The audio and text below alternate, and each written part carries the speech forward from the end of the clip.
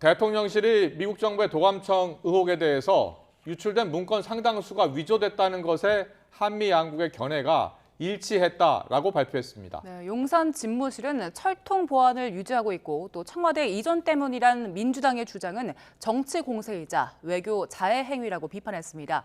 대통령실 연결합니다. 조은지 기자. 네, 용산 대통령실입니다. 대통령실은 상당히 신중 모드였는데요. 오늘 공식 입장을 밝혔다고요?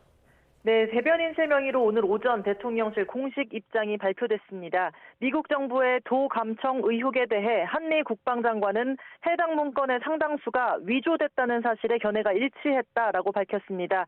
또 앞으로 굳건한 한미 정보 동맹을 통해서 양국 신뢰와 협력 체계를 강화해 나갈 거라고 강조했습니다.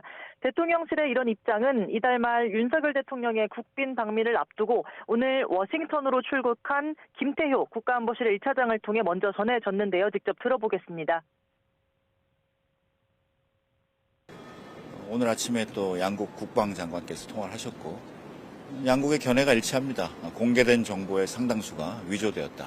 거기에 대해서 평가가 일치하고 다만 이제 미국은 본국의 문제니까 법무부를 통해서 경위 그리고 배후 세력을 찾아내기 시작할 것이고 네, 김태효 1차장은 2주 앞으로 다가온 한미 정상회담 또 한미 동맹의 이번 의혹이 변수가 될 수 없고 누군가가 위조를 한 거기 때문에 특별히 미국에 전달할 말도 없다고 일축했습니다.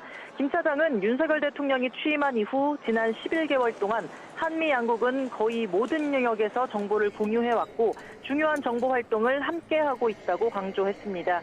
하지만 간밤 미국 백악관은 변명의 여지가 없다면서 사실상 감청을 인정하는 취지의 발언을 했는데요. 위조라는 우리 정부의 입장과 온도차가 있다라는 질문에 우리 대통령실은 미국이 문서 유출에 대해 한 말 아니냐면서 공개된 문건이 다 맞는지 과장이나 조작이 있는지 팩트 문제를 확실히 한 다음에 후속 조치를 하는 게 순서라고 말했습니다. 미국이 우리 안보실 등을 직접 감청해서 얻은 정보인지 확실하지 않다는 뜻으로 풀이됩니다. 네, 이번 의혹으로 용산 이전 문제가 다시 점화되고 있는데 여기에 대통령실이 적극 반박에 나섰다고요? 네, 용산 이전 때문에 보안에 문제가 생겼다라는 주장은 정치 공세라고 잘라 말했습니다. 청와대 시절에 대통령이 있는 본관을 중심으로 보안을 관리했던 것과 달리 용산은 한 건물에 대통령과 참모가 근무하다 보니 오히려 용산청사 전체가 대통령 집무실 수준의 철통 보안이라고 밝혔습니다.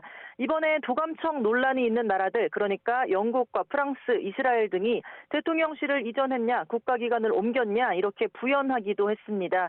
용산 이전 때문이라는 야당의 날도 세웠습니다. 대통령실은 민주당이 허위 네거티브 의혹을 제기해 국민을 선동하기 급급하다면서 이는 한미동맹을 흔드는 자해 행위이자 국익 침해 행위라고 비판했습니다.